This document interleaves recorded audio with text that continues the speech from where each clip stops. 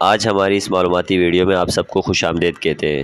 آج ہم ہماری اس ویڈیو میں آپ سب کو انٹرنیٹ سے متعلق کچھ معلومات فراہم کریں گے۔ انٹرنیٹ سے متعلق معلومات حاصل کرنے کے لیے ہماری یہ ویڈیو اینڈ تک دیکھیں اور ہمارے اس چینل میں نئے آنے والے ویور سے گزارش ہے کہ چینل کو سبسکرائب کرنا نہ بھولیں۔ چلیے ویڈیو شروع کرتے ہیں۔ دنیا کی آبادی کا تقریباً 2/3 حصہ یعنی 5 ارب سے زیادہ لوگ انٹرنیٹ کا استعمال کرتے ہیں۔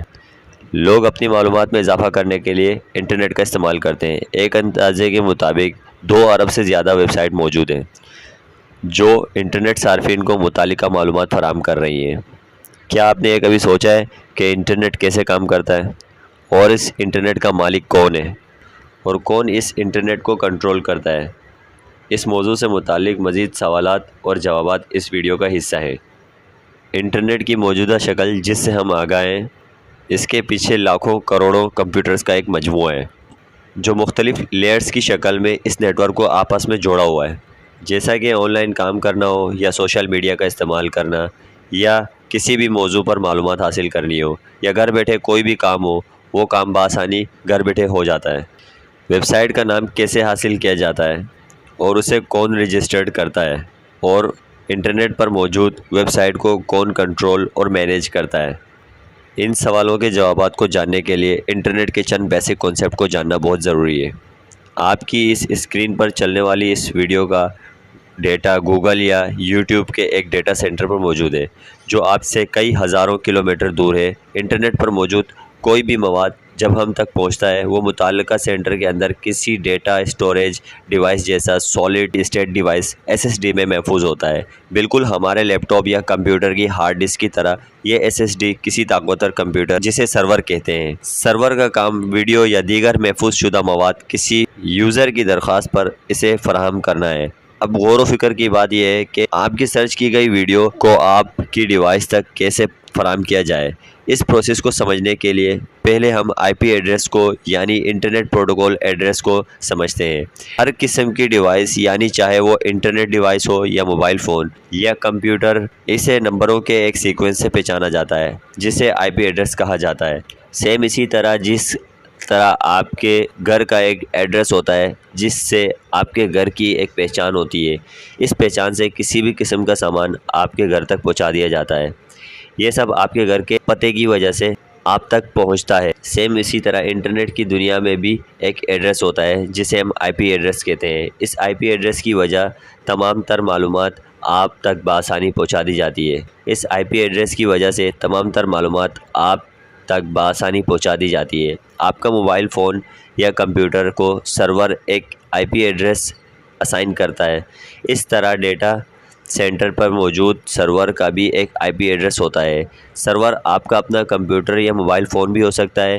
بڑی ویب سائٹس کا ڈیٹا سیو کرنے کے لیے بڑے سرور درکار ہوتے ہیں۔ گوگل یا یوٹیوب جیسی ویب سائٹس کے لیے تو پورا ڈیٹا سینٹر اسٹوریج کے لیے وقف ہوتا ہے جسے ڈیٹا بائٹ اسٹوریج سسٹم کہا جاتا ہے، جس میں ملینز آف ڈیٹا سیو کیا جاتا ہے۔ کیونکہ یہ سرور ویب سائٹس کو اسٹور کرتا ہے، لہٰذا آپ سرور کا ایڈریس جان کر ہی آپ کسی ویب سائٹ تک رسائی حاصل کر سکتے ہیں۔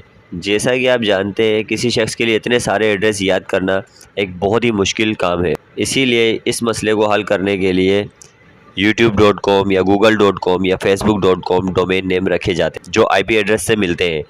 اب سوال یہ ہے کہ انٹرنیٹ کو ہمارے ڈومین نیم کے مطابق IP ایڈریس کہاں سے ملتے ہیں یا کون دیتا ہے؟ اس کے لیے انٹرنیٹ ایک بڑی فون بک کا استعمال کرتا ہے جسے ہم DNS کہتے ہیں، یعنی ڈومین نیم سسٹم کہا جاتا ہے۔ جس طرح آپ کے موبائل فون میں کسی شخص کا نمبر ان کے نام کے ساتھ سیو کیا جاتا ہے، اسی طرح DNS سرور ڈومین نیم کے نام سے ایک IP ایڈریس فراہم کرتا ہے۔ جیسے آپ اپنے ویب براؤزر میں ڈومین نیم سرچ کرتے ہیں اور آپ کا براؤزر وہ IP ایڈریس حاصل کرنے کے لیے DNS سرور کو درخواست بھیج دیتا ہے۔ اس کے بعد آپ کا سرچ کیا گیا ڈومین نیم DNS سرور آپ تک فراہم کرتا ہے۔ اب آپ کے ذہن میں ایک سوال گردش کرتا ہوگا کہ یہ ڈومین نیم کون فراہم کرتا ہے؟ جیسا کہ آپ جانتے ہیں ایک ڈومین نیم کے نام سے دنیا میں ایک ہی ویب سائٹ ہوتی ہے، لہٰذا کوئی تو ہوگا جو اس ڈومین نیم کو رجسٹرڈ اور مینیج کرتا ہوگا۔ آئیے اس کا جواب جاننے کی کوشش کرتے ہیں۔ کسی بھی ویب سائٹ حصے کے 2 اہم حصے ہوتے ہیں، ایک ڈومین نیم اور ٹاپ لیول ڈومین۔ مثال کے طور پر جیسا کہ آپ جانتے ہیں www.youtube.com میں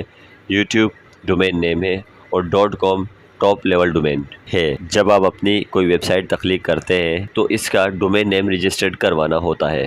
اسی طرح ویب سائٹ پر موجود ڈیٹا کو سیو کرنے کے لیے ایک سرور درکار ہوتا ہے۔ اس ویب سرور کو حاصل کرنے کے لیے کچھ ویب سائٹ ایسی ہیں جو آپ کو یہ سروس پرووائڈ کرتی ہے۔ ان ویب سائٹس کو ہوسٹنگ ویب سائٹس کہا جاتا ہے۔ ڈومین نیم یعنی ڈومین نیم کی رجسٹریشن کا کام جس ادارے کے ذمہ ہے اس ادارے کا نام ICANN ICANN یعنی internet corporation of assign names and numbers. اس ادارے کا انٹرنیٹ کی دنیا میں ایک بہت بڑا اہم کردار ہے۔ ICANN ہی یہ فیصلہ کرتا ہے کہ کون سی ٹاپ ڈومین لیول کی کمپنیز ہوتی ہیں اور اس کے لیے باقاعدہ بڈنگز ہوتی ہیں۔ جو کمپنی ٹاپ لیول ڈومینز خریدتی ہیں انہیں رجسٹریز کہا جاتا ہے، جیسا کہ .com ڈومین ویریسائن نام کی کمپنی کی ملکیت ہے، اور جیسا کہ اسی طرح دوسری کمپنی GoDaddy.com۔ ICANN اپنے تصدیق شدہ ڈومین رجسٹرارز کے ذریعے ڈومین نیم سسٹم یعنی DNS سسٹم کو مینیج کرتا آ رہا ہے۔ رجسٹرارز خود کسی ٹاپ لیول ڈومین نیم کے مالک تو نہیں ہوتے، مگر ICANN کی طرف سے انہیں اتھورائز کیا جاتا ہے کہ وہ کسی مطلوبہ ویب سائٹ کے لیے ڈومین نیم تجویز کر سکتے ہیں، جس سے وہ آپ کا ڈومین نیم فروخت کر سکتے ہیں۔ دوستو، اسی طرح IP ایڈریسز کو مینیج یا کنٹرول کرنے کے لیے ایک اور ادارہ IANA internet assign numbers authority, جو ICANN کا ایک ذیلی ادارہ ہے جو ICANN کے انڈر کام کرتا ہے۔ انٹرنیٹ کو اس طرح فراہم کرنا اس لیے ضروری ہے تاکہ دنیا میں بیٹھا کوئی بھی شخص، چاہے وہ نیو یارک میں ہو، بیجنگ میں ہو یا لاہور میں ہو یا کراچی میں، دنیا کے تمام انٹرنیٹ صارفین کی دسترس میں ہو۔ اور یہ اسی صورت ممکن ہے جب ان ویب سائٹ کی انٹرنیٹ پر اسٹوریج، صارفین تک ڈیٹا ٹرانسفر کا نظام پوری دنیا میں یکساں ہو، ایک جیسا ہو۔ بظاہر ایسا لگتا ہے کہ ICANN اپنے وسیع تر اختیارات کے ساتھ انٹرنیٹ کا مالک ہے، لیکن دوستو ایسا بالکل بھی نہیں ہے۔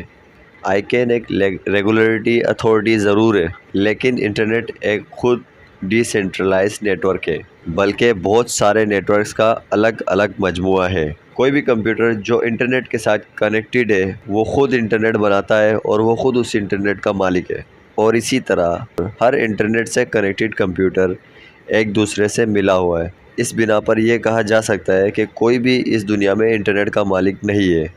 اس سے ظاہر ہوتا ہے کہ ہر کوئی انٹرنیٹ کا مالک ہے۔ دوستو، اب آئیے ہم یہ جاننے کی کوشش کرتے ہیں کہ دنیا کے تمام نیٹ ورک صارفین آپس میں کس طرح سے منسلک ہیں اور ان کے درمیان ڈیٹا ٹرانسمیشن کس طرح سے ممکن ہے۔ ڈیٹا کو ایک جگہ سے دوسری جگہ منتقل کرنا ایک آسان طریقہ سیٹلائٹ بھی ہو سکتا ہے۔ ڈیٹا سینٹر کو اینٹینا کے ذریعے سیٹلائٹ پر ایک سگنل بھیجا جاتا ہے اور پھر سیٹلائٹ سے ایک سگنل آپ کے موبائل پر آپ کے قریبی ایک ٹاور سے بھیج دیا جاتا ہے۔ یہاں یہ ڈیٹا کی ترسیل کا طریقہ کوئی خاصا موضوع نہیں ہے۔ سیٹلائٹ تقریباً دنیا سے 36,000 کلومیٹر دوری کا فاصلہ رکھتا ہے، لہٰذا ڈیٹا ٹرانسمیشن کے لیے ڈیٹا کو کل 72,000 کلومیٹر کا فاصلہ طے کرنا ہوتا ہے۔ اتنی لمبی مسافت سگنلز کے لیے خاصی تاخیر کا باعث بنتی ہے، جو کہ زیادہ تر انٹرنیٹ اپلیکیشنز کے لیے ناقابل قبول ہے۔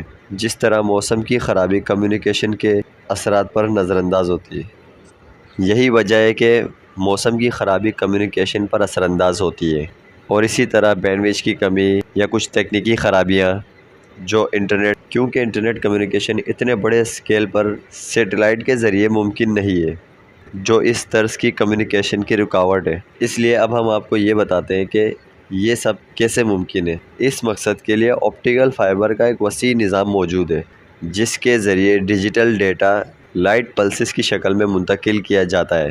یوں دنیا میں موجود تمام انٹرنیٹ صارفین آپٹیکل فائبر کے وسیع نیٹ ورک سے آپس میں جڑے ہوئے ہوتے ہیں۔ آپٹیکل فائبر کے ذریعے ڈیٹا کو پیکٹس کے ذریعے بھیجا جاتا ہے اور اس کے لیے مختلف پروٹوکولز استعمال ہوتے ہیں، اور اسی طرح انٹرنیٹ بلا شبہ انفارمیشن، انٹرٹینمنٹ اور کمیونیکیشن کا ایک جدید ذریعہ ہے۔ آج کی اس معلوماتی ویڈیو میں ہم نے انٹرنیٹ کی ٹیکنالوجی کو سمجھا اور یہ جاننے کی کوشش کی اس وسیع نیٹ ورک کو بنانے اور مینیج کرنے میں کون سے مراحل شامل ہیں۔ ہم نے یہ بھی دیکھا کہ کوئی بھی کنٹینٹ انٹرنیٹ کے ذریعے کس طرح ہم تک پہنچتا ہے۔ یہ ویڈیو آپ کو کیسی لگی، اس بارے میں آپ کی جو رائے ہے ہمیں کمنٹس میں بتائیے۔ شکریہ۔